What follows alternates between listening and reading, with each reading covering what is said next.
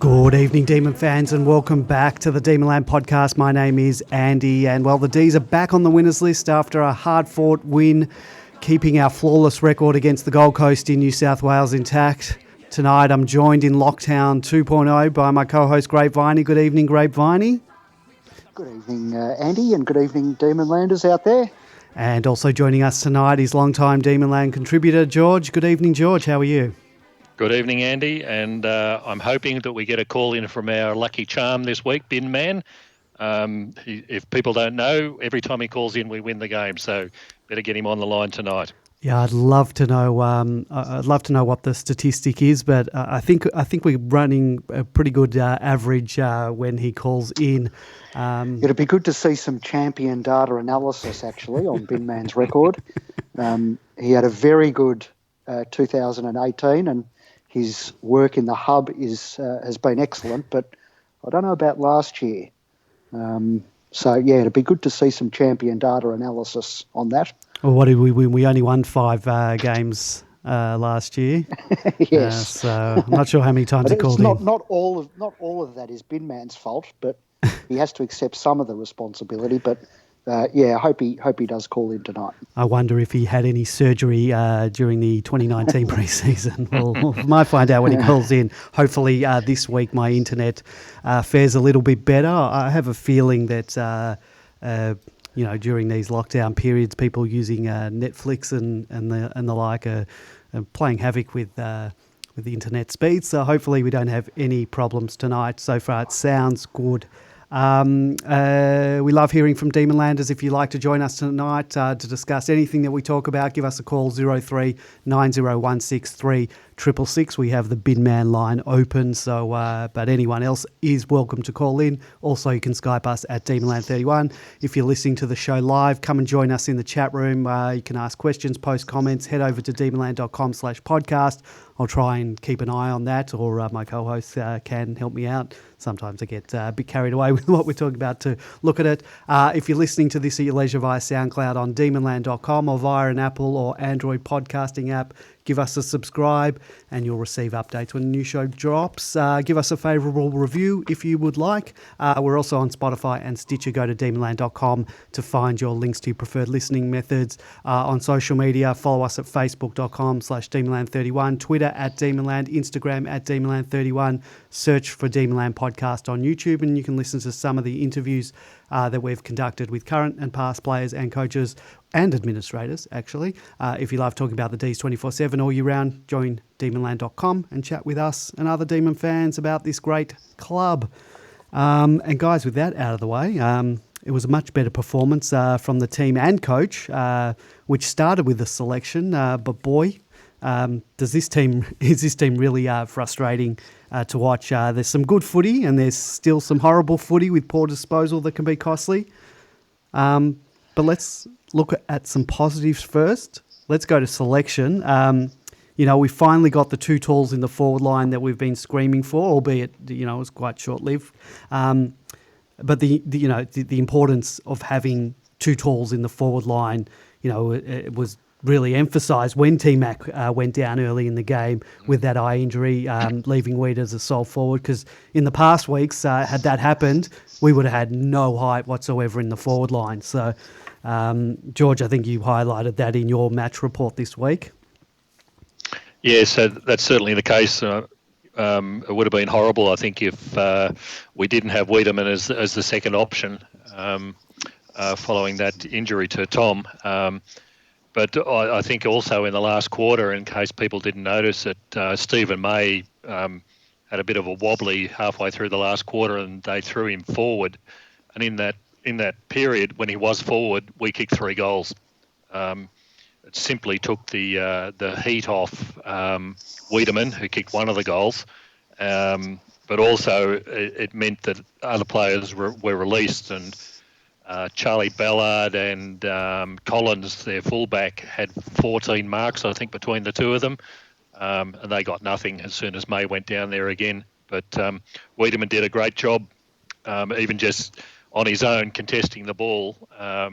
And I think that's the lesson that the coaching group has hopefully learnt, that you just can't have that one target up there. Even if they're not taking marks, they're taking at least one of the other defenders away. Otherwise, poor old Fritchie finishes up with some tall on him and being constantly outmarked. So we don't want to see that again. So hopefully there's 2 talls in there again this week at least. And before we go talking about the Weed himself and his game, I really like the fact that we had the extra tall, having the extra tall deep with Weed playing deep, and it allowed T-Mac to sort of play up the ground taking marks. He's a strong mark and he often beats his opponent at half forward or along the wing. And let's hope that eye injury isn't serious, because it'd be great to see the two of them play more than... I don't know how long T-Mac lasted, the 10 minutes, if that, of the game, but it's good to see two big marking forwards, as you said, taking a player, taking the heat off Weed. Grapevine, you want to add something? Oh, look, Stephen May didn't stay down there very long, did he? So it's interesting that we kicked the 3 goals in that time, because he ended up back in defence, obviously. So I just actually wondered whether that was a Goodwin. Obviously, Goodwin pushed him up, but I wonder whether it was off his own bat that he went back down into defence for those final moments of the game. But either way, it proved to be the smart thing to do, because he did take an important mark back there. Yeah. And we'll talk more about some of the moves that were made during the game a little bit later on. But back onto the Weeds, he wasn't outstanding. He didn't have a ton of possessions. He dropped a few early, but he did find touch as the game went on, and he provided that big target, and he crashed a couple of packs and towards the end was bringing it down. He contributed 2 goals. He provides that leading forward that we've sort of been missing, sort of leading into space. And, but with, as you mentioned, George, with T-Mac going off, it sort of allowed the Suns to often double team him, and they ended up taking quite a few marks. Weed's second goal came late in the game, when the coach finally made that in-game move of bringing May down forward, and, that did take the heat off Weed as well, having him there, and allowed him to have that space to run into to take a mark, and he kicked truly. Now, let's go back to more selection things. Smith was dropped and Oscar McDonald came back into the team. I was very impressed with Oscar's game. He's been a much maligned player during his tenure. Played on Sam Day for most of the game and comfortably beat him, whilst also being able to peel off, to assist other defenders, and he provides some rebound as well out of the back line on a few occasions. He also didn't have huge stats, but he played his role well. I think he had 100% disposal efficiency. A very solid replacement for Smith, who we noted in the past few weeks, didn't look too comfortable in defence. And I think the other important thing was with Omac, he allowed May, it allowed Lever, having 2 monster defenders like Omac and May, allows Lever to play that natural intercept role. And I thought Lever had his best game of the year and looked a lot more comfortable and had more confidence. Grapevining? Yeah, look, I've never been one of the pack of critics of Omac. I've always been a bit of a fan, but this was probably his best, or one of his best games for the club, I thought, in terms of the full 4 quarters and a completely rounded performance. But it doesn't surprise me. He's got a fair bit of experience under his belt, so I'm glad for him personally that he did have a good game on the weekend. George, and anything to add on that, or Lever? Yes, certainly. I think, unfortunately, Omac got a really bad rap last year simply because we didn't have the other defenders on the field. Yeah. I recall the game against Adelaide where he was 1 out against Josh Jenkins in the square, when probably giving away 15 kilos and probably 10 centimetres in height. You just felt for the poor guy being absolutely monstered. And May was out for a good part of the season. Lever was out for a good part. Salem was out for weeks at a time. Hibbert as well. Yeah, Hibbert. So Oscar was left on his own, and unfortunately, people who don't actually look at what's going on the ground only see Oscar being beaten by the latest gorilla. So he got a really bad rap last year. But I think there was a really telling interview with Max Gawn, if people haven't seen it, on the club website, where he said Oscar was the best reader of the play and the site and set up others in the right place. And I think that's exactly what we saw during this game. It wasn't just that Oscar was in there acting as a goalkeeper effectively. It was actually that all of a sudden you saw May and Lever and Salem as well, and even Hibbert on the outside, all being in the right spots. Everybody knew their job, and it was really good to see that back six, and it just looked really solid for the first time.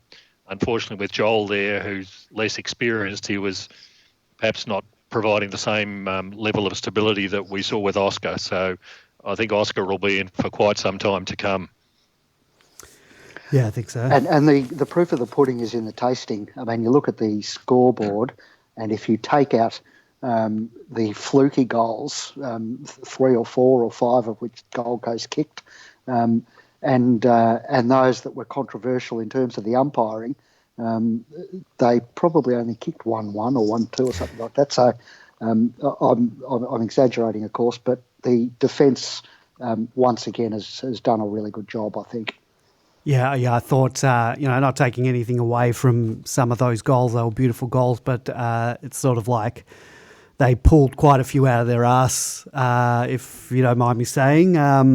So, I mean, that Isaac Rankine is just, he's going to be a superstar, and you would have thought they had won the game because of the hullabaloo surrounding him after the game. But yeah, he's a great talent, and some of those goals were pretty special.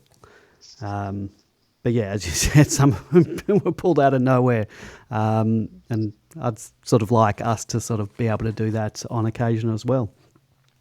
The other big in this week was Harley Bennell. Last week we were a bit perplexed as to why he wasn't being picked. And his defensive game was being cited as the reason for his exclusion. And this bemused us because, we noted that there were others in the forward line that weren't offering any forward pressure. And, he's back in the team, and he's just so silky smooth.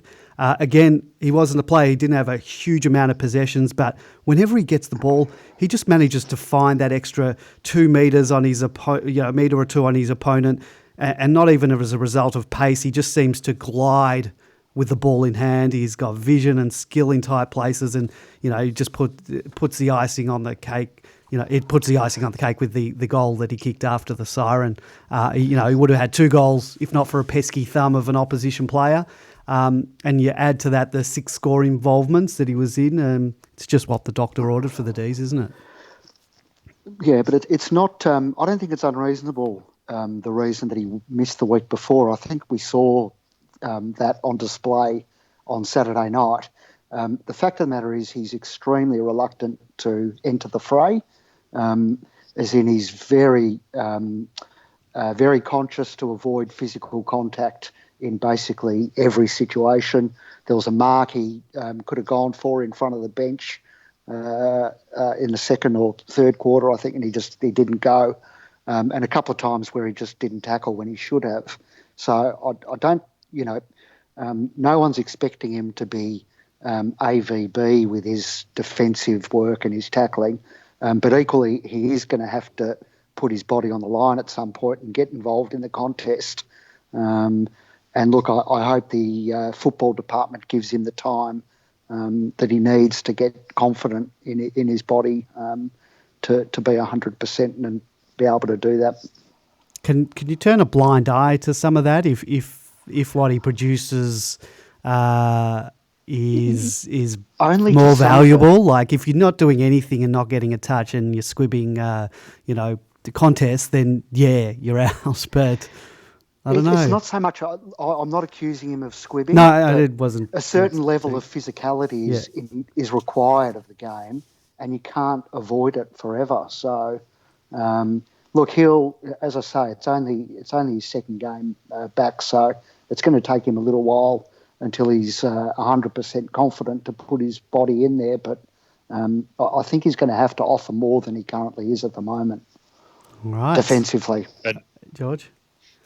yeah, and he's the good thing I think was he had 80% game time, which was comparable to virtually everyone else on the side. So his first match was down at 50% or something like that. So it's good that he's running, but in a way, Grapevine is right. He's virtually hasn't played for 3 years, and it's a big jump to go up to that AFL level again, where it is very physical and demanding, and it'll take him a while just to get the strength back in his body, regardless of the running capabilities. The good thing in his favour at the moment is he's virtually untouchable. You just watch him dance through other players. So at least he's not getting crunched because they simply can't catch him at the moment. But look, he's already. You can see the talent there. You know that he's going to get better. Let's hope he keeps just building that strength up. And if he contributes, as he did on the weekend, 6 scoring involvements, then I'll take that every day of the week. So we're looking for a very bright future with him. Yep. Yes. All right, let's move on to some positives from the game. Always like to start with, with the positives. The Jekyll and Hyde performances of Jack Viney continued. I thought Vines had a huge impact on the game last week. You know, there was a lot of criticism of him being a bit too rushed, and he must have taken all that on board this week because he was a lot more measured this week. And I believe he was he the one that passed the ball, like lowered his eyes, passed the ball to Track for Track's first goal? That's correct. Yeah. So it was just stuff like that. You know that he took that criticism on board, and that kick to Track was sort of a direct result of that. George, your thoughts on Viney this week? Yeah, like you said, it was the good Viney this week, and he really is a bull at it, and really sets the tone for the rest of the sides.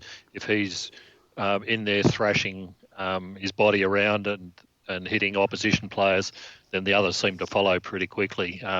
His was a fantastic effort. Let's hope that he can continue with that in the coming weeks. So that was a real positive. Anything to add on that, Grapevine? No, I thought some of the criticism was a bit harsh on Jack. As we noted, I think last week, he's a new dad, so probably hasn't had much sleep for a couple of weeks. Well, not just that, he's away in the hub now, away from that. But no, they're with him. I think they're gone with him. So he probably deserved a little bit of grace for that. And I think people have been too quick to forget just how good he is when he's at his best. I think people sort of forget how good he was at the end of 2018. And admittedly, we didn't see a lot of that last year. But, when he's on song, he's just superb. Mitch Hannon is another one who doesn't trouble the stat sheet that much, but he certainly doesn't waste his possessions and manages to hit the scoreboard or be involved in scoring. I think we really miss him when he's not in the team. He's missed the whole of last year. He really is a good player, and he doesn't waste his possessions when he gets them. Yeah, and he's along with Pickett, provides good forward pressure. There was one goal that he got on his own basically because he did the tackle in that forward pocket, then kicked the goal around the corner nicely. So, he's providing good defensive pressure. So he'll be staying around for quite a while as well. And you're right. I think we missed him sadly at the start of this season and certainly last year as well. Grapevine, you were going to say something? Look, he always seems to be in the right place at the right time for crucial things, doesn't he? Yeah. I think someone pointed out the similarity of what happened near the end of the game with the Geelong run down the pocket. So, I agree with George. The defensive elements of his game were really back to their best again on the weekend. There'd been a bit of criticism of Vandenberg since he returned to the team after missing all of 2019 as well and other large chunks of his career. But I think sometimes you need to let players find their touch after such long absences. He won some critical contests, particularly in the last quarter. You know, he's one guy who I wouldn't want to certainly be tackled by. I was impressed and a little bit surprised, to be frank, with his speed running down one of the Suns youngsters in the last quarter. And that's what you just want. You need players like that in the team as much as you need silky smooth ones. Yeah. It's funny, you don't think of him as being overly quick. And No. It almost seems like the pace doesn't come from natural speed, but comes from will. Yeah. He just seems He willed so himself. determined. That tackle was... To get to the contest and to take the tackle, and he got there. And it's, just sheer force of will. That tackle, I honestly thought he'd be left in dust then, and he just found another gear somehow and just monstered through. That's what you want to see. Yeah, it makes teammates walk taller, doesn't it? Yeah, that tackle really, was really, everything was on the line at that point in the last quarter in particular, and that tackle just set the tone. And as a result, people see the goal that resulted at the end, but the work originally came from that tackle of Vandenberg's, and that could have easily gone up the other end and had a completely different result. So that's the sort of approach and attitude that wins your games, as we've seen. It's the sort of approach that you need when you get to the pointy end of the season. Yeah. Thoughts on Oliver and Petrarca's games, 24 and 25 possessions each. Oliver seemed quite consciously to choose kicking over those lightning handballing to someone under pressure option, as evidenced by, I think he had 14 kicks to 10 handballs, and, it's usually sort of the other way around. Before we go on to Petrarca, any comments on Oliver's game? Grapevine, if you want to take it first. Look, still had some ordinary disposal in amongst it there, but I'm not fussed about Oliver at all. And I get the criticism of him, and, once he takes, and we're starting to see it, takes greater care with his possessions. He is elite, and we see that most weeks. It seemed quite obvious that he was sort of taking that kicking option, taking a bit of time and sort of sizing things up rather than, I love sometimes when he gets the ball out and gets a lightning handball, but, sometimes it's not always the right option, or it puts someone under pressure, as we've seen. I'm with you, I'm not overly concerned because he's a great extractor of the ball. But George, anything on Oliver? Yeah, I think it's just part of the overall theme that we're talking about tonight, is that, when you talk about Viney lowering his eyes and Oliver taking more kicks and the right sort of people with the right sort of approaches to the game, all the criticism that came on the players and the club and the coach last week seemed to have been taken on board and acted upon, which is what we're all screaming about last week. So that's only a positive, and as a result, people just haven't taken the criticism. They've actually changed the way that they've approached the game and conducted themselves in the game, and we got the win as a result. So that should send a message to them that this is the way to get success. It was good to see Clayton slightly changed his ratio between kicks and handballs. And if he can see that we're getting the results as a result of him doing that, well, so be more of it. So, but I'm not worried in the slightest about his output. The Suns have got a seriously good midfield there. People, because they live up in Queensland, don't really take much notice of them, but there's some seriously good midfielders in that team. And Witts, even as the ruck, previous couple of games I've seen him, he's actually either taken it right up to max. Yep. And Max didn't allow that this time, but it still means that the rest of the mids are very, very capable as well. So, and look, and our mids performed really well on the night. Viney was probably the best of them, but I think, and we'll talk about Petrarca in a minute, I think Brayshaw, Harms, and Oliver all played important bits at various stages of the night, and Christian as well, even though he had a bit of a horror show with most of his disposals. He still did some really important things. Yeah, I think it was more I think it was more his disposal by foot. I think he was disposing quite well by hand, and he's able to as well extract the ball and bullock through and do what he's been doing all year. I think his kicking definitely. I don't know what happened to him this week, because usually he's pretty good kick. I think his poor disposal game was summed up by that fresh air kick in the goal square.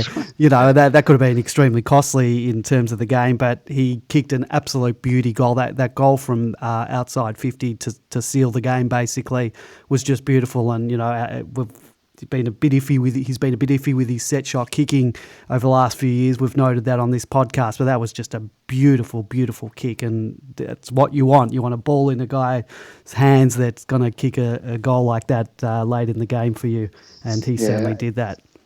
Yeah, and a player that's got the confidence to step up at that moment and say, I'm prepared to either take the kick from 55 look off, or not get look, the ball out of it. Yeah, and exactly. not look off. You want someone who's to give it off. And I think in the past he might have done that, sort of looked and tried to give it off.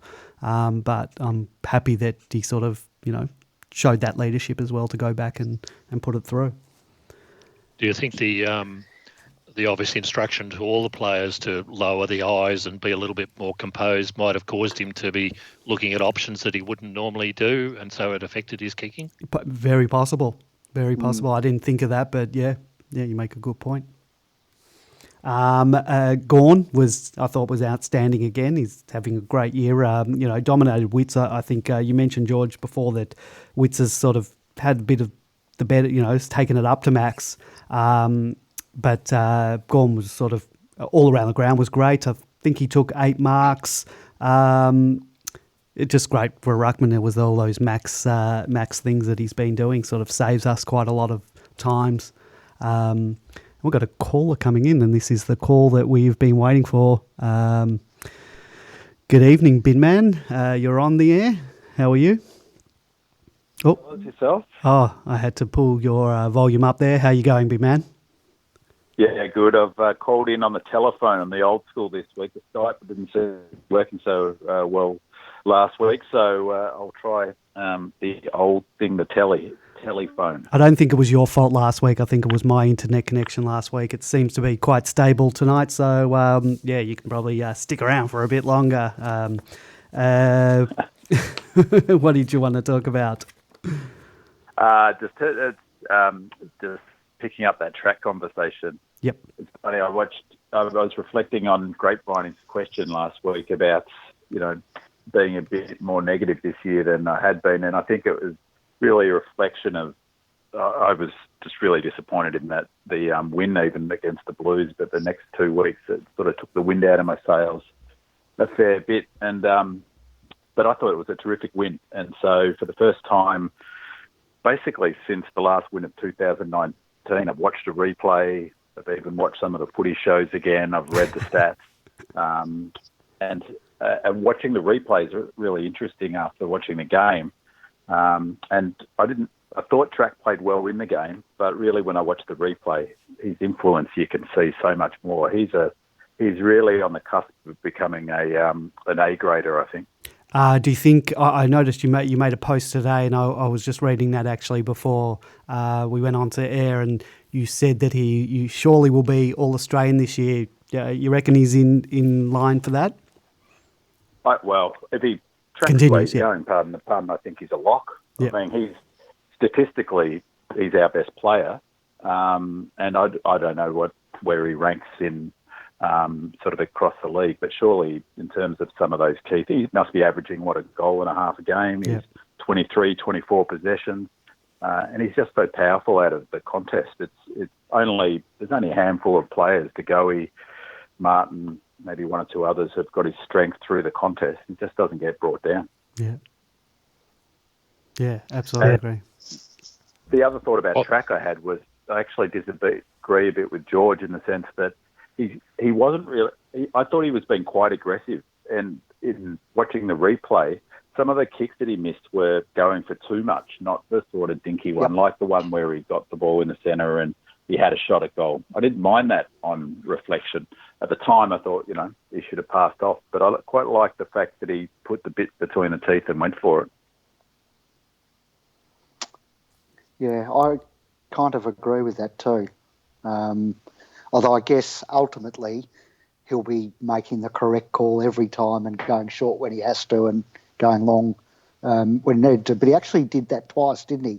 He did one out of the centre, and then there was another one, I think it was in the first quarter, where he came out of a pack around about 50 and had a quick sort of, wasn't quite a snap, it was more around his body, and that too landed in the square. And I was quite happy that he took that kick on too, because we know that he can kick it a mile. And look, and I've been asking, I've been saying for a couple of years, I'd like to see him more on that side of, like he's actually a brilliant kicker as an assist kicker, but I'd rather him on the go for goal sort of side of the line because he's capable, isn't he? Yep. Yeah, certainly. I hadn't planned to mention this, but based on your post in the post-game thread, you mentioned the commentary and you thought that it was actually worse than you remembered when you were watching the replay. You want to expand on any of that? Sorry, say again. I missed the first part of that. Just in terms of the commentary you thought was terrible and it was worse than you remembered when you watched it later on. I was actually thinking I might expand on that, but I don't want to bring the negative vibes down, but it just does my head in. It's just unbelievable. If there was a way to sync up the radio and not have that, you don't get the sounds of the game, I guess, but not that there are many, but it was appalling. It was just appalling. And it's as if he had his thing about the red mist and the tacos, and they must have said it 15 times. Yeah, it sort of was like an in-joke between the two of them, and if you hadn't known anything about the On the Couch segment, you would have thought, what the hell are they talking about? They also seem to be barracking, and I hate when I see this, and particularly when it's the opposition, when it's our opposition. They were sort of barracking not only for the Suns, but for first game ranking. It's sort of got. I don't have a problem with that. Had it been Cossie's first game, they would have been barracking for Cossie. Yeah, I would have been fine with that. I just hate it when it's against us. But they don't really commentate. They're not.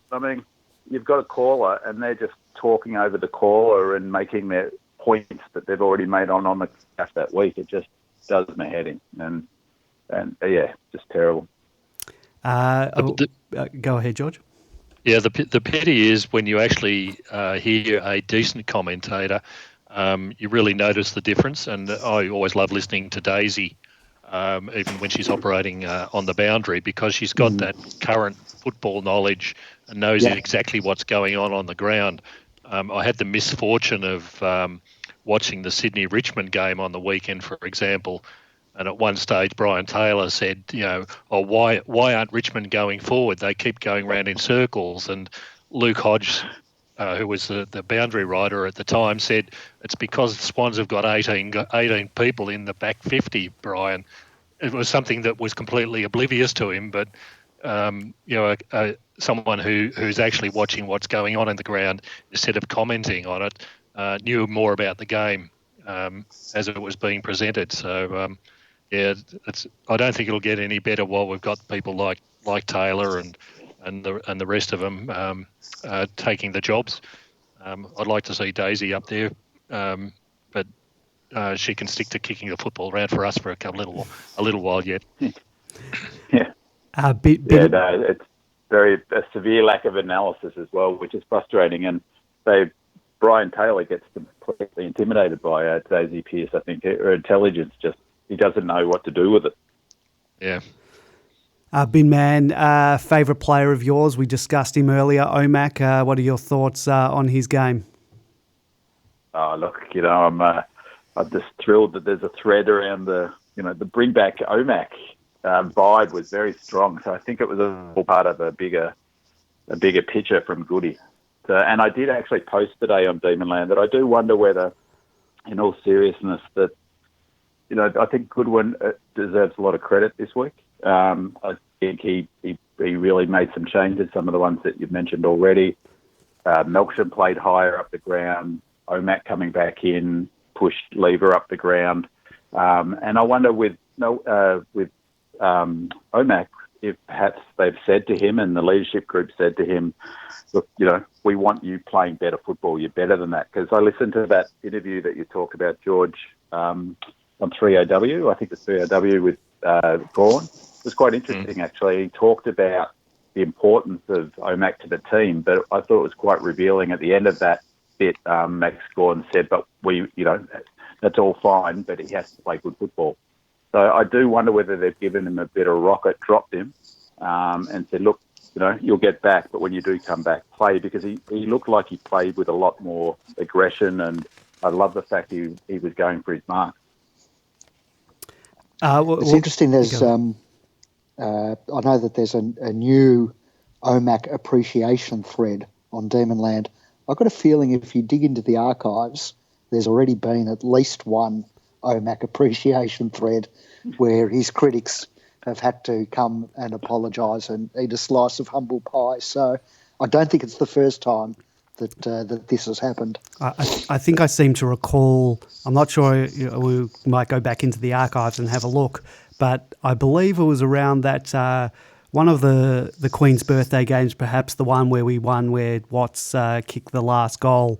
I think maybe Omac had a really good game then, and it might have been around that time that thread, that appreciation thread came up. But I think I posted the one this time because the D's put on a few clips of Omac, and I thought, you know what, it's time. He's been much maligned by supporters, and it's not always warranted, and people are quite harsh on him a lot of times, and I think it's fair to credit where credit's due when it's deserved. Just to add one more thing. Very pleasing. Just to add one more thing to that, which adds on to what George was saying a bit earlier. Brendan McCartney, quite a few years ago, told a group of supporters that, in his opinion, Omac was a far better footballer than his brother, and this was still when he was quite young and raw. So it's interesting that, what George said earlier in terms of sort of reading the play and what Max said about it, perhaps he really does have the talent. The other thing that was interesting about the three selections that came in, it was Jeddah, Omac and Vennell. And as I've said a number of times when I've called in, my biggest concern about this footy club is our kicking skill. And they all are, I would say, in our top 10 most accurate kicks. And I sort of half put there to put a little bomb out there that I'd rate him at second behind Vennell at the club for kicking. But only half facetiously because because he's a very reliable, unlike his brother, he's technically a very strong kick. He can kick it 50 metres low and flat, and he barely misses the target. Well, he was going at 100% the other day, so I think you're right there. You mentioned the coach and the moves, and I just had made a note of a couple of moves that were done. We know the selection ones, of course, but he made some in-game moves. Harms is playing more of a midfield role. I think and he also was moved forward at times and kicked a goal. And I think I've always said Harms is better suited as a forward or as a back. Do we think that the back Harms as a defender, is that experiment over? I think the experiment might be over simply because we've now got a back six that is pretty rock solid, and there's no need to be trying to fill a hole like we were. I think in those first couple of games, I don't think we'll see much change in this back line short of injuries from here on in. The other thing we mentioned about May being moved forward, I thought that was a good move at the time. Yep. Anyway, we'll move on from that. But Melksham was moved onto the ball as well. Now, Bin Man, you mentioned something in your post about Melksham. Do you want to expand on that? What you thought? Because I was actually really pleased, to be honest, that he played. He didn't star, but I thought they had played him up the ground much higher, so that got him into the game. So he and I've been really critical of him. I thought he was lucky not to get dropped, to be honest. I reckon if Tomlinson hadn't have played so poorly, surely Melksham would have been on the block. More just from a culture point of view, I thought he been very selfish in his play. But yeah, I thought he was much better, and that's great because you can't have someone as good as him and as a good a kick as him in a team when you need good kicks sitting in a back at the hub headquarters or something. So I thought he was better. The other interesting move was they played Salem a lot higher, and he was a lot more attacking, which I thought was an interesting move as well. So, if you think Melksham further up the ground, Salem further up the ground, interestingly, after that Jennings comment, Maxi played deep quite often as well. Yeah. There's quite a few changes there that they've implemented, and he's been criticised for being stubborn, and if you're going to criticise him for that, I think you have to acknowledge you have to acknowledge when he makes the changes. Yeah, well, that's why I bring it up, because we have been sort of saying that he's been stubborn, and I thought this week was a bit of the opposite of that. I think he's taken a lot of it on board, and it seemed to work for the better this week. You mentioned in your post as well that I must have missed that in the radio interview that both Lever and Melksham were added to the leadership group last week. Do any of you find it strange that we've that's happened so late? That they made a point of not having a leadership group and just having the two captains, and now to sort of go back on that and say, all right, well, we do actually need names in a leadership group. And anyone comment on that? I didn't even know that it happened, and I'm very surprised that Jake Melksham is among them, to be honest. Like Binman, I thought he's been very close to getting dropped, and we know it's not a lack of talent with Jake. It's in my opinion anyway, a lack of effort and application sometimes. So I'm surprised to hear that he's been selected for the leadership group. And I might have been right. He said it really quickly, and I hadn't gone back to listen to it again. I thought that's what he said, Max Gorn, but I was wrong. But yeah, I thought that's what he said. Yeah, I did. I haven't look. I didn't hear that, and I haven't seen it anywhere. But look, we've always thought. Look, Lever's always been sort of earmarked as a lead, leader and a future leader of the club. So that wouldn't surprise me. Himself, I think. Yes, perhaps. Our gameplay in general, I thought, we mentioned it, we definitely slowed things down. There were shorter kicks and, fewer instances of the play on at all costs. I'd asked George and Grapevine if they'd seen, someone had posted, and maybe you had seen it, Binman, one of the footy shows had mentioned a statistic that in terms of the amount of times we played on, the percentage amount was a lot lower. Yeah, I did see that. I saw that it was 15, the slowest, or the most not play on. Yeah. Sorry, repeat that. You just broke up for a sec. Since when? So the least number of play on from marks for Melbourne since 2015. It said on the couch. Wow.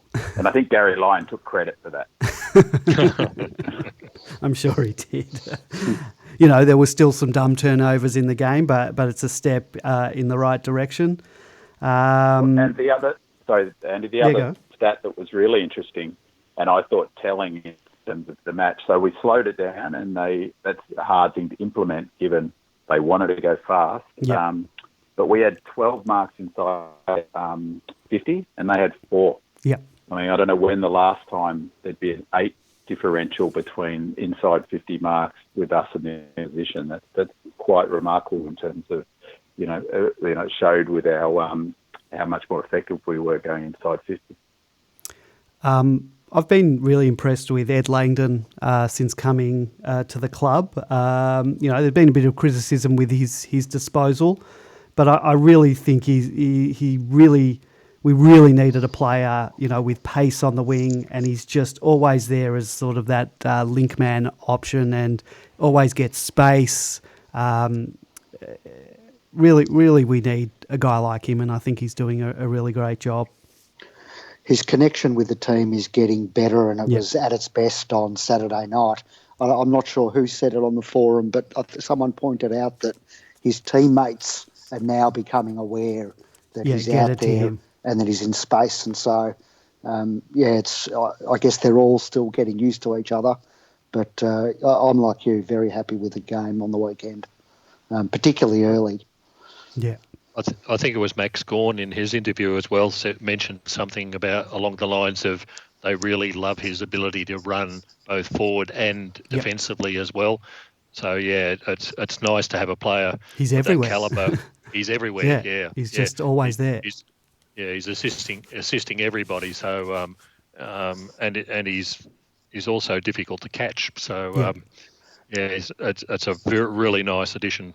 Certainly down one side of the ground at the moment.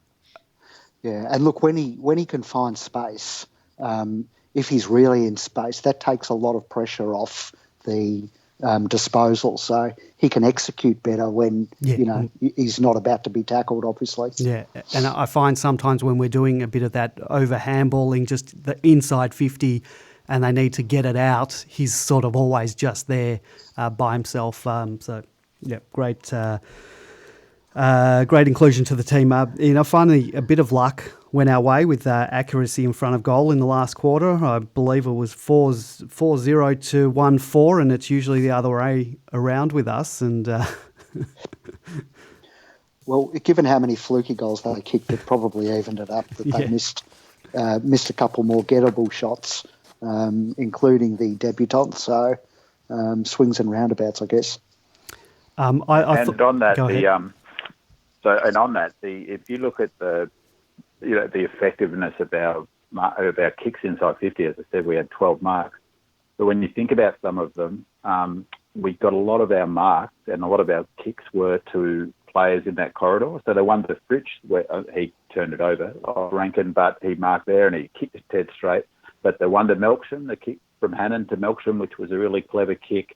The one to Wiedemann, he marked it. That both of his marks were dead in front. Mm-hmm. Even the last one wasn't quite dead in front. The last one to Bennell, but we a lot of our they obviously had a plan to kick to that corridor, and you're obviously going to kick more when you're dead in front.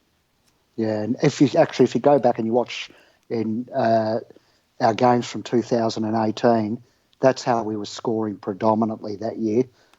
We had a lot of ball close to goal and in the centre corridor where conversion's obviously going to be much greater. And last year we seemed to get pushed wide a lot of the time. Yep.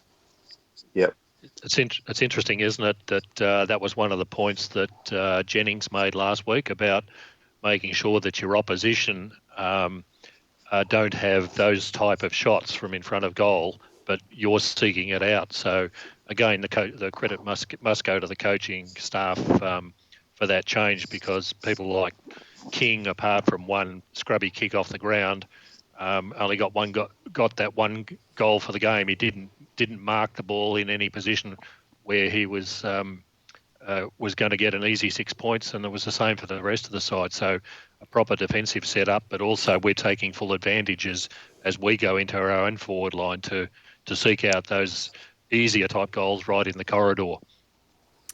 I thought we showed a lot of composure under pressure, particularly with about 5 minutes to go. I was expecting us to crumble, but everyone seemed to lift, and I think the Burgess effect seemed to be working wonders, because it didn't feel like that we ran out of gas. Thoughts on that, boys? Yeah, I think the proof of that was in Vandenberg, wasn't it? That it was a guy who ran past others and was still going. He's obviously got his fitness back. And when it was really needed, Viding was the same. Gawn was the same. And Petraka, obviously, with his efforts to get down the forward line and take that kick, they still had enough petrol in the tank to keep going.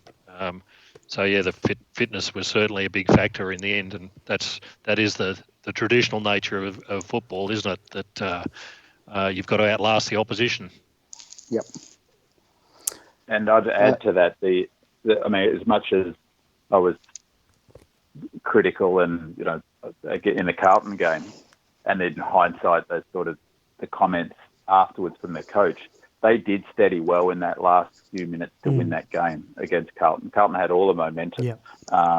And it was very similar in the sense that I thought that last quarter was a very tight quarter, but the Suns got that little burst where they got the momentum. But they didn't score after Rankin drew the scores level. I don't think they scored. I'm sure they didn't score after that. We scored 3 goals after that, and all of them were excellent goals. One of them showed Harley Bennell's value to the side where he got that ball over the back to Hannon. That had shades of the famous goal, the Titanic goal. And that kick was a clever kick from Hannon. That was one of those ones into that corridor to Wiedemann. And I thought that, for me, the best part of that last few minutes was the decision by Oliver not to go long from the sort of just forward of centre, but instead take the kick to Petrarca. Because 9 times out of 10 you would have expected him to go as long as he could inside 50 and the opposition to mark the ball. But the clever kick, and he went for it. And I love the fact that Petrarca didn't even look like giving it off, just went back, took the responsibility and flushed it. Yeah, I mentioned earlier, I think in the past he might have looked off to give it off, but it was great that he didn't and went back and kicked it. We might move on to some negative we've sort of touched on. Can we just talk about Cozzy before we do that? Well, I've actually got him in my negatives a little bit. So whoa, that's a bit controversial. No. I do cut him some slack. So can I talk about one that could be a positive or a negative? And I don't know what the answer is. It's good, bad, and anything. And that's the holding of the ball situation. Well, I've got that in my negatives. Have you? Yeah. All right. I've got the umpiring. Surprisingly, I think it's actually a positive because it is forcing players to get that ball out. Whereas, look, these were tactics that I first saw employed by Sydney and Hawthorn in particular, where if you tackle, just hold on to the ball, the umpire's going to call the ball up, and we finish up with these scrums around the ground. But I think the players are getting the message now that if you're underneath, it doesn't matter whether there's 3 people sitting on top of you. If you don't get the ball out straight away, then you're going to be pinged for it. And I think that's going to open up the game a little. So I think it can be a positive. How it's being interpreted at the moment can be frustrating and annoying, but I'm eager to hear what everybody else thinks about it. Well, that's where, for me, it's a negative just because it's inconsistent. I don't mind if there is an interpretation that is, and it's hard because the nature of the whole holding the ball, dropping the ball can be open to interpretation, but it's so inconsistent. It's different from week to week, game to game, quarter to quarter, because in the game prior to our game, they were paying everything and they hardly paid any dropping the ball, except a couple to them sort of a bit later on in the game. But sometimes it's also the frees that you don't get, because sometimes there were a few obvious, I think, holding the ball frees that we should have got and we didn't get. And sometimes they can hurt you the most, and it's not a stat. Those free kicks you don't get is not a stat that can be measured. But I was perplexed a bit by the free against Oliver when he sort of did that sort of half-assed gut punch towards Rankine. He hardly connected. Hardly. Yeah. So are you doing intent? Is intent to if you swing and a miss, is that a free? It was really soft, wasn't it? But I don't know, but whether the awarding of it then discourages players from doing it at all, and I don't know. I can see that as being there, but you sometimes... If it was Brent Maloney, he would have got 2 weeks. Well, you sometimes see a player actually connect and it's not even a free kick, let alone a suspension or anything. The application and the consistency of it. The one that got me the absolute most was the Frida Rankine when he took on Langdon and got caught, was just baffling. That's holding the ball every day of the week in my book. He ducked into him. It was all those... He did everything that, if you duck into someone and get taken high, it's not a high ball, and particularly because he took on the guy on the mark, that's holding the ball every day of the week. And when they showed the replay, it was clear that Langdon although he had him high, he actually had the jumper. Yeah, but the guy also ducked into him. But the jumper came up around his neck, and so look, you're right. It was terrible, but what cost us the goal? Could have cost us the game. It did, and the holding the ball decision that you're referring to did cost us a goal, or the one that wasn't paid, which was which should have been clearly paid. But there you go. I was going to talk about poor disposal, but I think we've pretty much can we do Cozzy? We'll do the positive, and then we can move into Cozzy, the negative, if there is such a thing. Okay, so go with... No, it's not a negative. I had him sort of into the negative thing. I'll give my positive. That pass to Harley to ice the game was just perfection. So that's my positive. It was, but his pressure game was really good, and he didn't have great numbers disposal-wise, but I think he might have had the game high or equal game high score involvements, and he was able to affect at least a couple, if not 3 turnovers, and set up a couple of goals. So to not have a great day out and still have that kind of influence on the game for a third gamer, I thought is just great. And I was a bit perplexed to see in the game day thread, and I probably should stay out of there.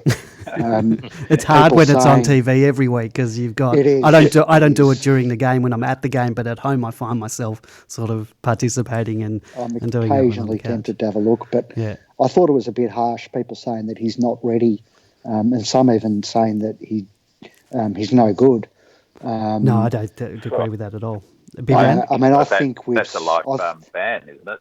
The moderators deal with I think he's clearly shown that he's got plenty of smarts and skills, and I thought, given that he didn't have a huge game, his impact was still important.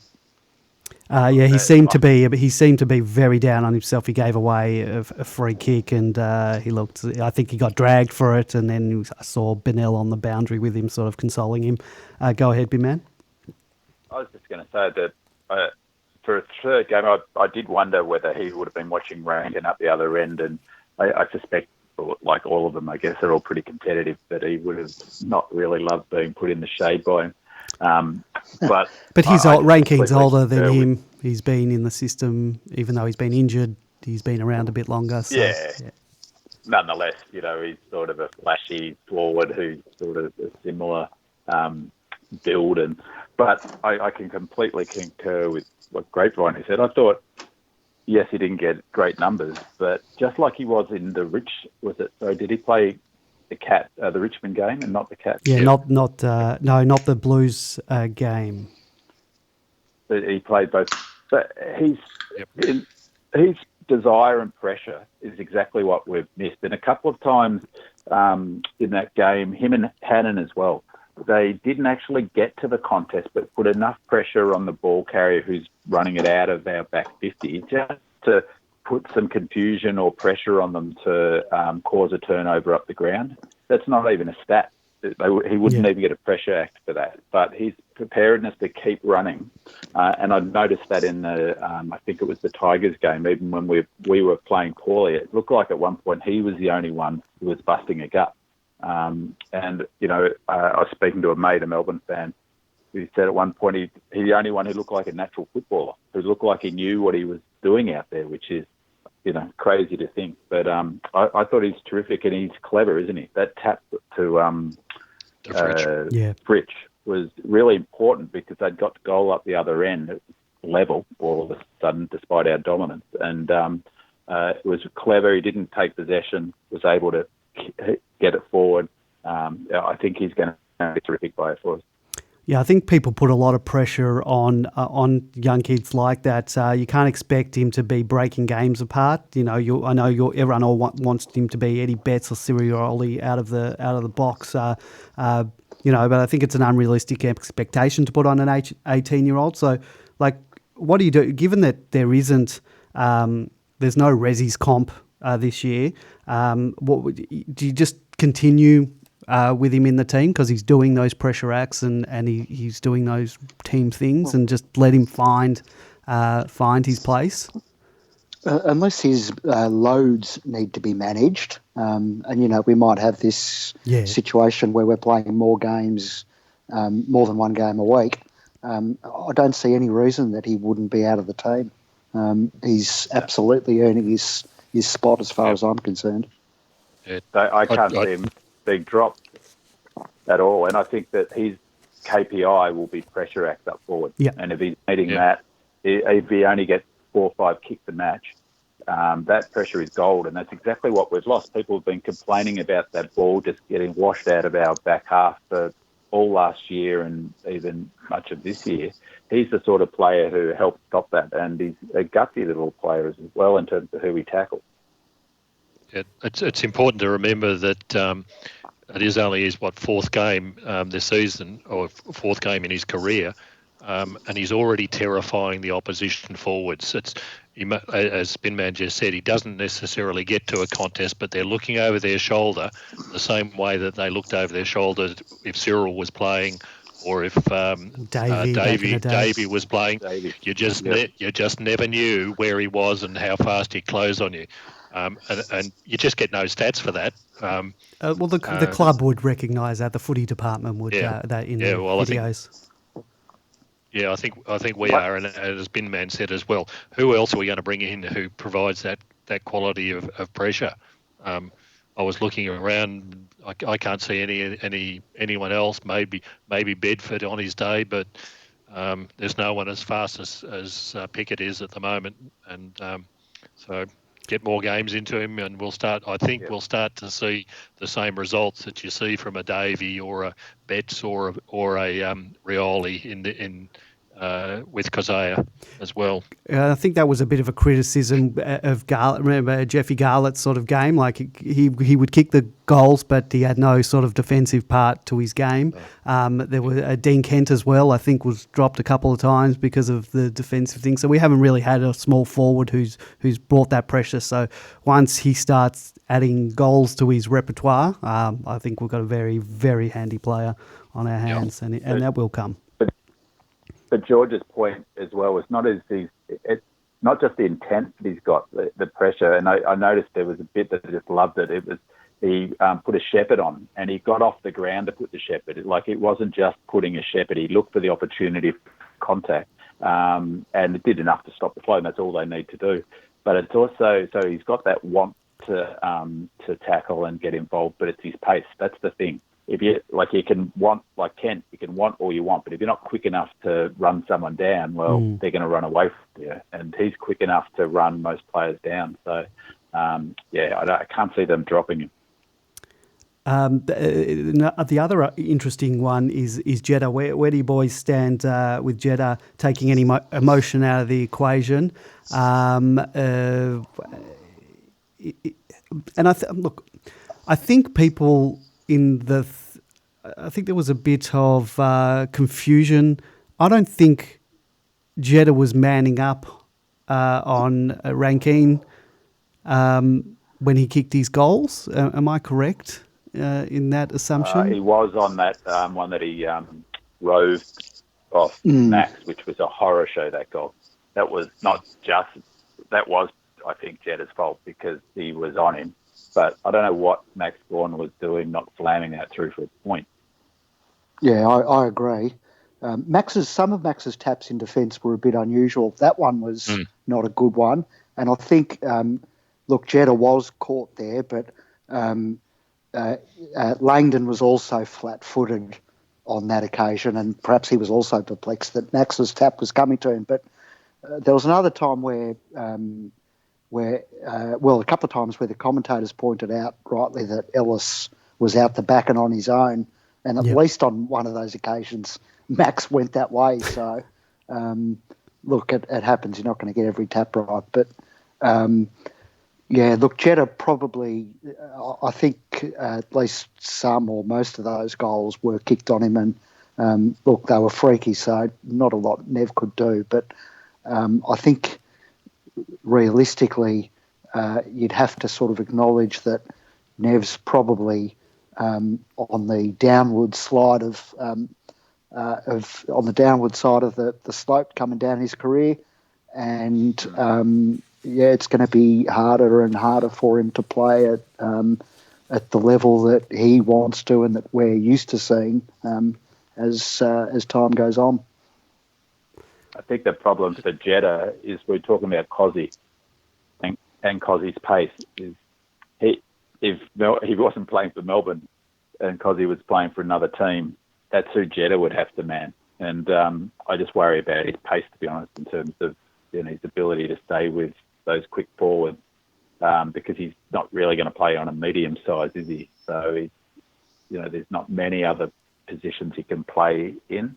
I really like his kicking. I really like his calmness down there, and I think I'll be curious to see what they do this week. Actually, I think it's a worry for us, that position. We give up a lot of goals to small and medium forwards. Of my notes for the game, that's it. Does anyone else, before we move on to other topics, anyone got anything else from this game? Just on the negative still? Oh, I can go anywhere you want. Just again interested to hear everybody's comments about the way football's being played at the moment. The defensive modes that all the coaches seem to have been in. Again, I mentioned that I unfortunately watched the Richmond Swans game, and there was a bit of a flack between the various coaches involved in that. I think it was totally and utterly justified. It was one of the worst games that I have ever seen. Total score of 60 points for the two sides. As one of the commentators in the Age today pointed out, that the Cronulla-Penrith game had 80 points played. They could only manage 60 in a game of AFL, and what was worth, Penrith kicked 57 points, which was more than 7 AFL sides on the weekend. It's just horrible to watch this. The coaches have refined the art of flooding to the extreme now, and it's not surprising that we're seeing these such low scores, but it's just horrible to watch, and I don't know what's going to be done about it. Any thoughts on that one? It's funny. I actually thought for the first time our game was probably one of the more watchable ones on the weekend. Yeah, it was, yeah. It's probably the first time I've enjoyed watching us this year in terms of being a bit of a spectacle, but you're right in that the majority of other games are just terrible. And certainly for, even hardcore supporters, let alone the neutral fans, very difficult to watch all the way through. I must be the only one of the few people that enjoyed the, I didn't actually watch it, the Richmond Swans game, because I had a good bet on under total match points of 121, and it never looked like I was going to lose that bet. So that was actually 114, the line was, as the total match point in that. And I looked at the weather and thought those two teams aren't going to score. Richmond haven't scored all season, and Swans lost, I think, their ruckman just before the game. The weather was coming, and I thought that was a lay-down misère, that bet, and it proved to be. But I think there's a few things that are interesting. Tactically, they're getting great at the zones, aren't they? They're so strong tactically. I think they've all got their systems worked out. And one thing I think is how good are players these days at tackling and working hard. I think the 16 minutes is a big factor, because they're not getting tired. The players can get back and up and down the ground. They can fill that space. A team like Richmond relies generally, and Collingwood as well, with mashing teams so hard through all of that the last 4 or 5 minutes, that red time, they can kick 3-4 goals and push away. They just can't do that because no one's tiring. So 16 minutes makes it more difficult. Personally, it's another conversation, but I think the only way to fix it is not to legislate out of it, is to look at a bonus point for 100 points, winner and loser, because then it gives the coach another option. So, a legitimate option to choose to attack in a home and away game. The only reason I don't like that is that Carlton would have got an extra point this week.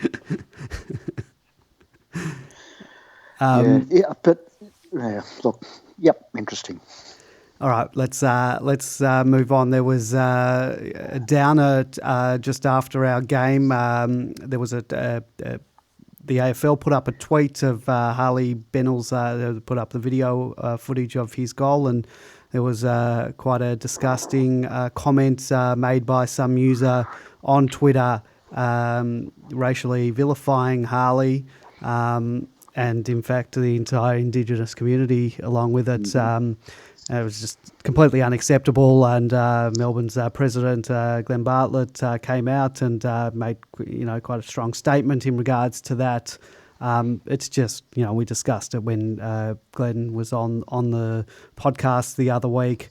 It's just, it just keeps happening. And I think later on, I think there was Eddie Betts copped it as well again. I think a few days later or a day later. It's just obviously no place for it in the game or in society, and it's just terrible. You make a good point, Andy, that the attack on one is an attack on everyone. So it might be on Harley's feet or Nev's feet, but it's Eddie Betts feels that too. Well, this was on the AFL's feed, so... unfortunately, and Glenn and the league, made all the right sort of noises around this. There's very little they can do. And the problem really lies with the social media companies themselves rather than policies that the club or the AFL could implement.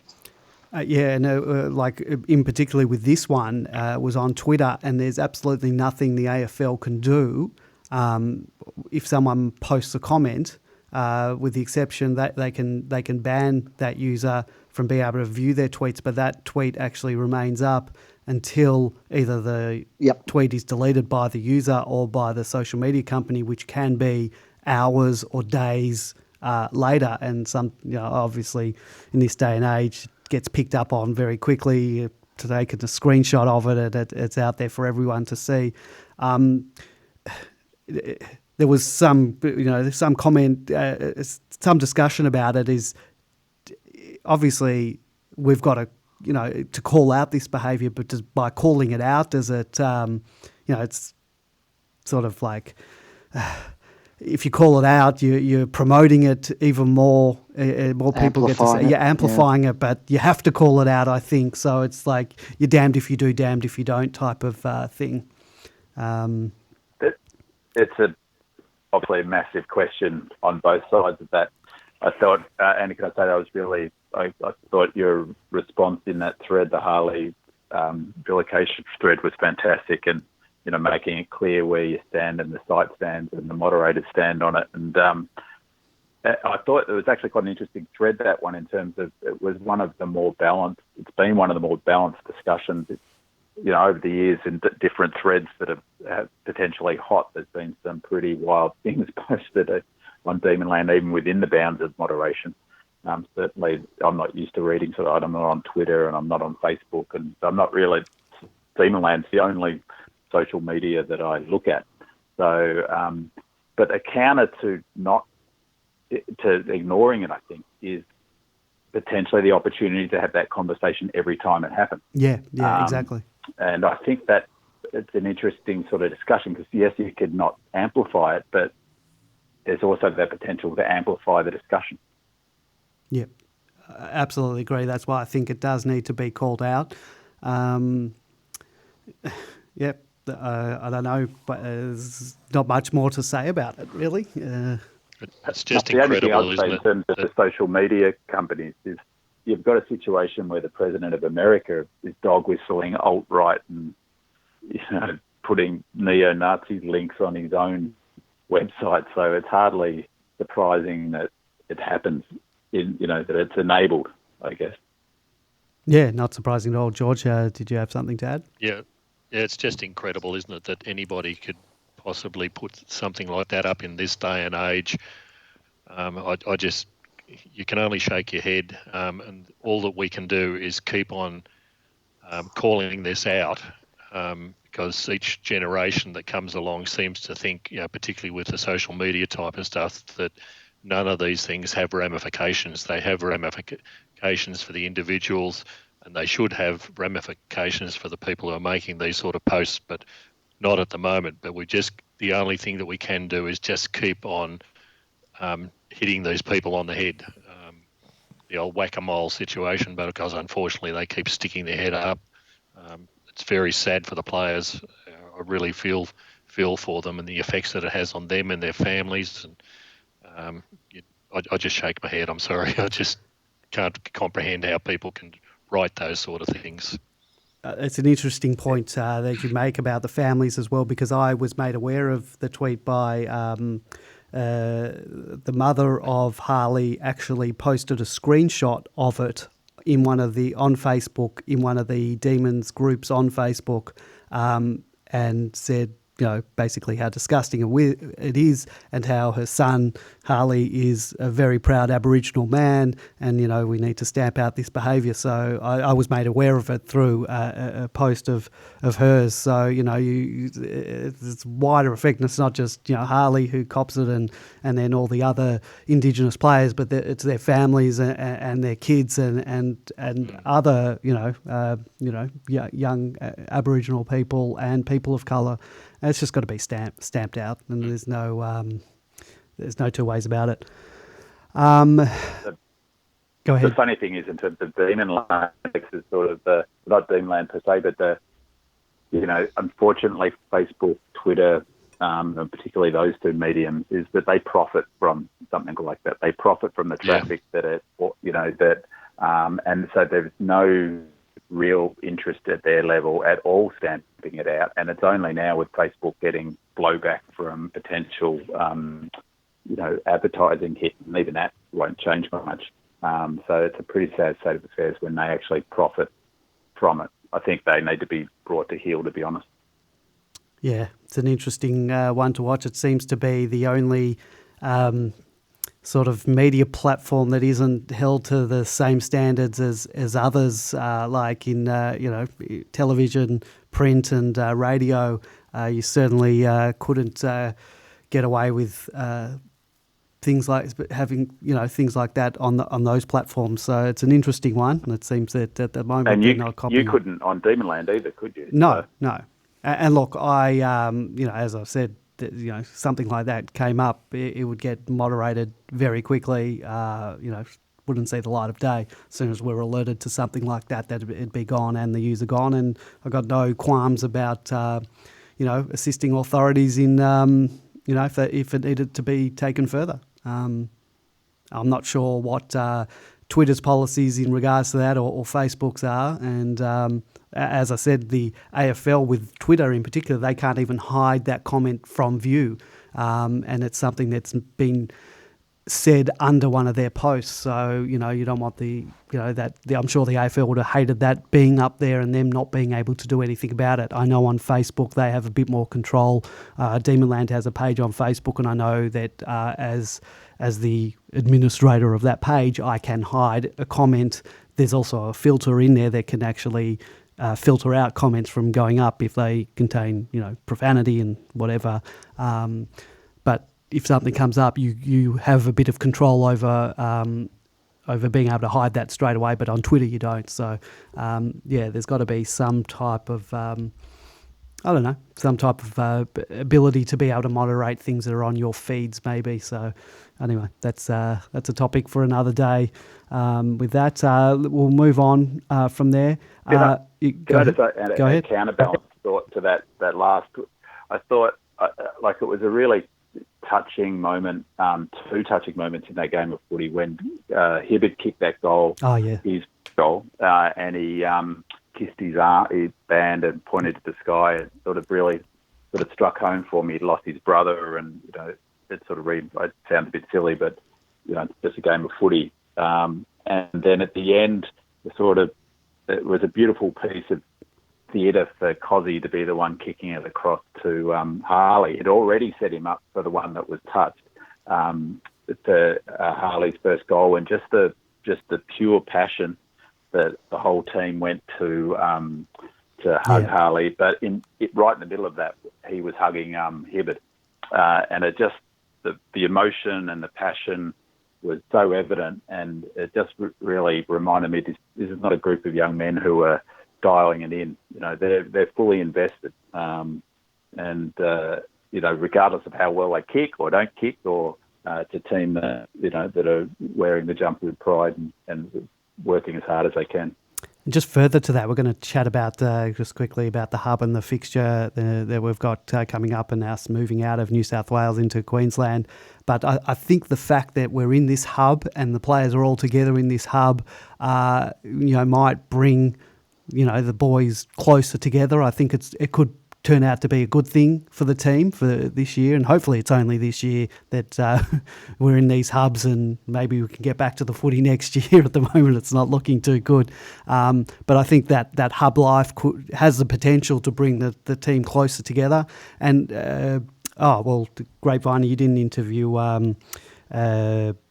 Paul Roos. When we interviewed him, it was with Super Mercado, but Brucey mentioned that it was always great when you went on the road with the team. It sort of brought the players together and the coaching staff. They got to sit with the players when they were having meals and talk about things. So I think having the playing group and the coaches and everyone sort of together has the potential to be, sort of team bonding experience. So, I think it's a good thing. Yeah, and look, our hub record speaks for itself. So much so that I know we spoke to Glenn Bartlett the other week, and he's getting prepared to announce plans for a new home base in Melbourne. But I think those plans should be scrapped now, and I'd like to see us move into the hub permanently going forward. Did you see that sign someone had in the crowd? Sydney is the new Melbourne. I did see that. And good. Speaking of the crowd, the Melbourne supporters in attendance did an absolute stellar job of barracking on the part of the rest of us, because you could hear them all night. And I did actually wonder whether Whispering Jack himself was among those watching, because I did hear very early in the game, they've been doing it all day, umpire. So I know that's one of his favoured lines as soon as the siren sounds. But well done to the D supporters there. Put on a good show. I don't think it didn't sound like there were too many Sun supporters there, but I think it also the Melbourne supporter group must have been right next to the microphone as well. But it did sound a lot louder whenever we kicked a goal. And wasn't it appropriate that the ticketing for the Melbourne supporter group was in the Royal Stand? Very apt. Where we belong. Yeah. Where we belong, yeah. So the hub, we're after next week's game, this week's game against Hawthorn, also at Giants Stadium, we'll be moving out of the New South Wales hub. I'm not sure if this is the AFL ready to move out of New South Wales, because they can see what may be coming if there is that second wave into New South Wales. Moving up to the Gold Coast, what are your thoughts, boys, playing Brisbane as our home game at Metricon Stadium? I think I prefer that over having to go face them at the Gabba. Grapevine, I'll start with you. Oh, look, as you say, I think the AFL is getting ready to move ahead of the New South Wales government. But look, I think, given the circumstances of the season, you've got to play whoever, wherever, whenever. Yeah. If it meant that we have to play have a home game against Brisbane at their home ground, so be it. So much is compromised already. I don't think it's going to make too much of a difference ultimately. George, the time of the game, I think it's a 6:10 game on Sunday night. That's an unusual time for a game. Is it 6:10? 6:10? I thought it was 3:35 again for this one. You might be Hawks game. No, the Hawks game's 3:35. Yeah. Next. The one after. I've been around long enough to know when Melbourne played home games against Brisbane in the Gabba a few years ago. Others might look. It's just what it is. What it is. There were a couple of comments from Christian Petrarca and also Gorn during the week in their interviews where they both said similar sort of things. The hub's great from a camaraderie point of view. It means you get to hang around with your teammates for long periods of time. particularly in New South Wales and Queensland. You're also away from the media hype. Yeah. They're both NRL states, so there's no news about AFL generally. So that's even better. The players can concentrate on what they're concentrating on. I actually thought just during this interview whether the reasons Lever and Melcham have been put into the leadership group is because of the hub. You've got a whole stack of younger players who've probably never been away in the past, and these are the sort of players who are probably father figures, to use for want of a better word. It's not just the on-field side of things, but probably off-field as well, just to keep them on the right path. It'd be too easy in places like Sydney to go off the rails a little bit. Well, they're not allowed to. They're not allowed to go get a coffee down at the shop. So yeah, but there's always someone like a Degoe or a side bottom around. You never know. So, allegedly. Yeah. So yeah, we just got to. Yeah, I had the same thought, George, in terms of particularly Melksham. And Melksham's got his kids with him, I think. So, whether to maybe put it on them. Maybe they're not in the leadership group, but it's the perfect. But I think they're playing at Metricon. I'm pretty sure they are. And we're based at the Gold Coast. And in all seriousness, I think that'll be fantastic for us. One, isn't that where we set up for our pre-season camp on the Gold Coast? Maroochydore. Maroochydore. So we know that area. And Brisbane will take longer to get to the ground than us. Yeah, and so they'll be going down the highway. It's a long drive, yeah. There'll be traffic everywhere. Yeah, and Metricon's in good nick at the moment. 6 o'clock game, it won't be dewy. I think it sets up really well for us. Yeah, and I noticed Tom Brown mentioned on Twitter early this evening that the AFL is considering extending the Queensland hub to include far north Queensland. So I got a feeling we'll get shunted up there at some point too, which could be a bit different in terms of weather up there. I'm not sure what the weather this time of year is up fun FNQ. That's pretty good. Yep. Okay. Yeah, it's not. Is it possible that China? That ain't happening. But it's interesting. Do you think we'll end up in the Northern Territory at some point, considering that we are contracted to play a game there a year? I don't think there's any doubt at some point that who was it? There's already one game being played in Darwin. Is that the Dreamtime game? Yeah. So I think the AFL is just keeping their powder dry that Alice Springs will be a very realistic option, I think, in the not too distant future. I think you're right, New South Wales isn't looking pretty at the moment. It doesn't take very long for Queensland to fall the same way. And with hubs already in Western Australia and potentially maybe South Australia, the Northern Territory might come in more into focus towards the end of the season as they run out of options. So I think we might be playing there in the not too distant future. What's the COVID situation at Papua New Guinea? Because might be the option later on in the year. Well, let's talk before we wrap things up. Let's talk changes for this week, George. I'll start with you. Are we going to make any changes this week? With T-Mac, obviously. T-Mac's the big question. If he's not available, I think the Brown-Jackson scenario comes into the fore again. Hopefully that we have learnt that we do need the two talls playing against Hawthorn. They've been using McAvoy in the back line much more so than normal, although they did play him in the ruck a little bit more last week. But they've also got big defenders in there in Frawley, of course, and Stratton. So we really can't afford to throw Wiedemann in there on his own. I don't think we'll see the same results as we've seen earlier in the season playing that way. So that's a logical one if Tom's not available. What did they say before we go on about Tom? Did he get a scratch on his eye or anything? Has he been cleared of any damage? They just said he from what I remember, that he's suffered an eye injury and they're just waiting to see towards the end of the week when there was a brief shot on the game, he actually had a scratch on the outside of the corner of the eye.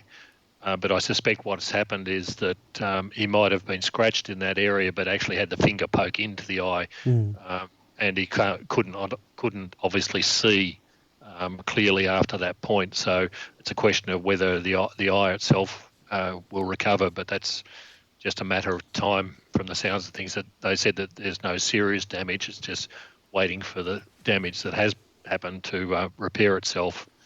So we'll keep the fingers crossed on that one. The only other question I thought was, again, Melksham, for me, I don't think is a certainty. They pushed him into the middle for a while during the game. I don't think he had a great effect in there. And I think they pushed him in the middle because they were getting so little out of him in the forward line. As one of the posters pointed out, he's only had one tackle inside the 50-metre circle in 5 games. That's not pressure at all. And I think for me, unless I think he's run his race at this point, you've got to give people like Sparrow or Spargo a crack at some point. So I don't think there's any great loss in not selecting them over Melksham. Before we go, I'll go to you next, Bin Man. But it was interesting to note as well that we're bringing all of our players that are fit and available up. I'm not sure if they're going straight to Queensland or if they're going via New South Wales. Might be going straight to Queensland. Oh, they have to quarantine, I think, for 2 weeks anyway. Probably coming out of the infectious state of Victoria.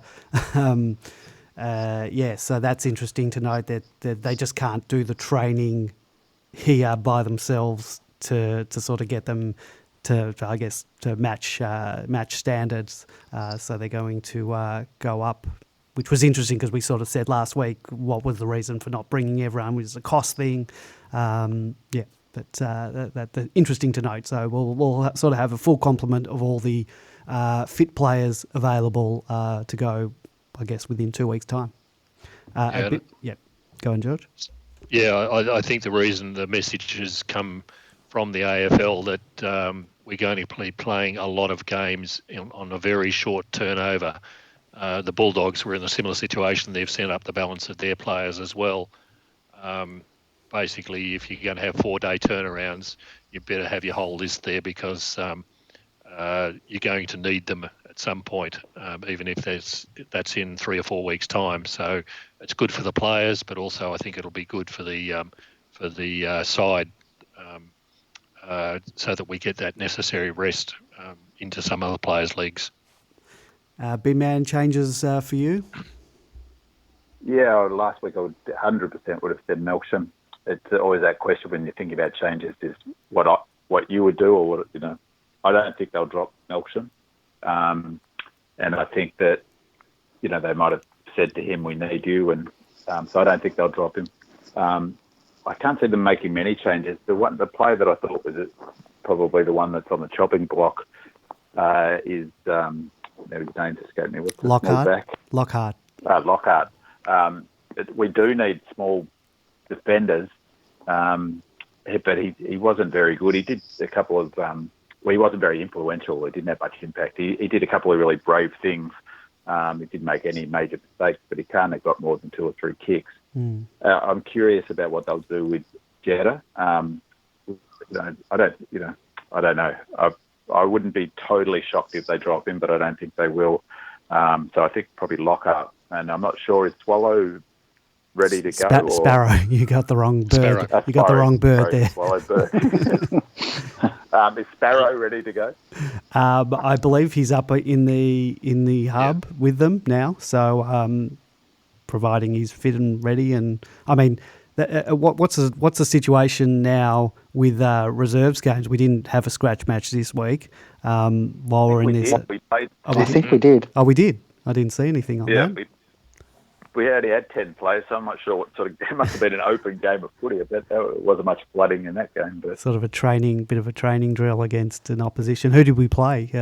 Did we play Gold Coast Neefle team or another? No, we played Sydney. Oh, Sydney. Swans, okay. Yeah. Which is a Neefle team. Yeah. What was the word out of that? I hadn't seen anything from the club. No, I hadn't heard anything. Just that we played. Okay. I'd like to see Sparrow get a game. I've liked what I've seen of him so far. So a curious one was, I'd forgotten all about him. Bedford played in round 1, didn't he? He did. Combined with Cozzy to get a nice goal.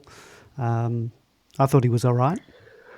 And am I right in thinking he didn't go? He wasn't one of the 33 who went away? That's correct, Yep. yes. Yep. Huh. Sort of curious. Yeah, it's interesting because, they played that first game and then there was that long break and then he was out of the team. So, Grapevine, I'll go to you before we wrap things up. Changes for you? No, very minimal changes, if any at all. Obviously, the watch will be on T-Mac. I'm like George and Bin Man. Got the question mark over Melksham. I don't think he will be dropped, and I think he was probably a little bit better on the weekend, having been thrown up closer to the action. I'd like to see Jonesy come back in at some point, but I don't see that there's space for him just at the moment, and they'd be reluctant to change a winning combo. Yeah, which is why I'll be interested to see what happens with T-Mac, because I'll be very disappointed if T-Mac doesn't play and then they just decide to go with Wiedemann as a sole player, sole forward, and not go with another tall. I would like Brown in as well. I'll be very disappointed if they don't, because I think we really do need that extra tall just to take the pressure off, take that bigger man, particularly with Hawthorn's tall stocks down back, as George mentioned. All right, boys, anything else before I wrap things up tonight? Floor is open. Just one comment about the Hawks game is that I cannot wait for the Frost watch, the Frost bingo watch. I forgot about Frost Ball. And just to see, I might actually go. I don't go into the in-game thread, really. But I might, if he does anything good, I'll jump on. If he does anything bad, I'll jump on. If he has a blinder, Demon Lamb will melt down, absolutely melt down. I can see it now. Especially if he combines with Frawley, and the two of them are the reason that we can't score all night. Well, Frawley's a bit far removed now for me. Oh, and Scully too. Yeah, but that wasn't because anything. That's a different booing situation there. How's Frosty been doing? I must say I haven't watched much of many of the other teams. He does the usual Frost things. Some moments of very good play, and then tear your hair out moments where kicks go backwards and out of bounds. Where are they playing him primarily as a defender? Similar centre half back. Yeah. All right. So, just to comment on that game, sure. I think that it'll be really interesting because they're under pressure to score. It won't bother Clarkson. But if they do try chipping it around, hopefully we'll deal with it better than we did against the Cats. But the one thing with that is that I think if we can get scoreboard pressure on them, it takes that away from them. So if we can get 3 goals ahead, they can chip it around all they want. Yeah, I was a little worried after their loss, thinking that the knives will come out for them this week. There's been a few things in the media, but not sort of as harsh as we copped it last week. I'm always a bit worried when that happens to the opposition we're playing because they usually come out and respond. So let's hope people aren't beating the drums about them before we play them. There's only one thing I want to see us do this week, and that is put someone on Isaac Smith. Yeah. You know what? Go on. It used to be Mitchell that we didn't put anybody on, but Isaac Smith's the secret to Hawthorn's success. I would just like for once that our games don't go down to the wire. I'd like to just see us have a nice, comfortable 20, 30-point win. I'm not asking for 90 points. I just don't want that heart rate to go up. Oh, you better tell the listeners about your heart rate. Yeah. I was telling George and Grapeviney just before the game, and I'll preface this by saying I'm actually probably in the best condition of my life. I've running a lot. I've lost a lot of weight. I keep pretty fit, and my resting heart rate at 820 was. My Apple Watch informed me that I had a high heart rate. Your heart rate rose above 120 BPM while you seemed to be inactive for 10 minutes. That was while I was sitting on the couch. That has never happened to me before. I've never received that alert on that watch, and I've run half marathons, so that'll be Melbourne for you. So I just want a game where we comfortably win a game, so I don't have to make a trip to the ER, particularly in this situation. If it's helpful, when Frost turns it over this week, at least it won't be for the Demons. Yeah. So, we'll have a health watch on me every week to see how I'm holding up. Can I ask one last question? Go for it. Bin Man, how did you come up with the name Bin Man? Yeah, it's an interesting one. Yes, Bin Man, where did that come from? Are you a Bin Man? Are you a Garbo? No, I'm not a Garbo. I was a DJ, and I sourced my CDs out of the bin at JB Hi-Fi. So I thought, I was for years and years I trawled around JB Hi-Fis around Melbourne through their discount bins, and would buy 100 CDs for $50 or something, or maybe the other way around. So yeah, and that's where that came from. What type of DJ were you? A wedding DJ or Well, I was when I was a younger fellow. I was a wedding DJ, and when I was doing that, DJ's probably overstating it, but I DJ'd at a pub for a few years, and once a week, and just played pretty eclectic stuff. But really, it was Bin Man comes from hunting around in JB Hi-Fi discount bins, which sadly you can't get many discount CDs anymore in this age of streaming. So I've stopped, and but I was doing it when I first started posting on Demonland, and so I just used that name. And the Gary Baker avatar that you do you look like Gary Baker? Because that's how I picture you. I have at different times in my life, let's say that. Whilst this lockdown is happening, I have to say I'm looking more and more like Gary Baker. Very nice. All right, boys, we're going to wrap it up. There. I think we've covered everything, and looking forward to the game this week. Let's hope we get a win, and it's always better talking about the game after a win than after a loss. So go those Demons. Go Red Legs. Yeah, thanks, Bin Man. Thanks, George, and thanks, Grapeviney. We'll catch you all next week.